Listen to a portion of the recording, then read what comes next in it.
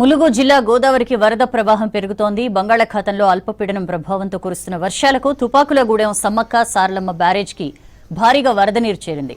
Inflow outflow 4,30,840 క్యూసెక్కులుంది. పూర్తి స్థాయిలో 65 గేట్లు ఓపెన్ చేసి నీటిని దిగువకు విడుదల చేస్తున్నారు అధికారులు.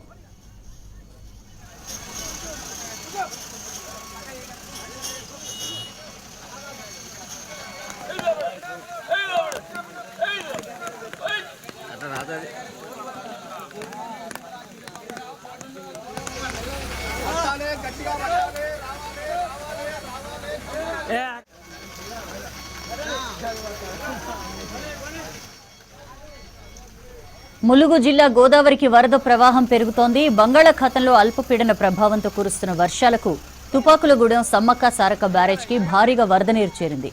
Inflow outflow 4,30,840 క్యూసెక్కులుంది. పూర్తి స్థాయిలో 65 గేట్లు ఓపెన్ చేసి నీటిని దిగువకు విడుదల చేస్తున్నారు అధికారులు.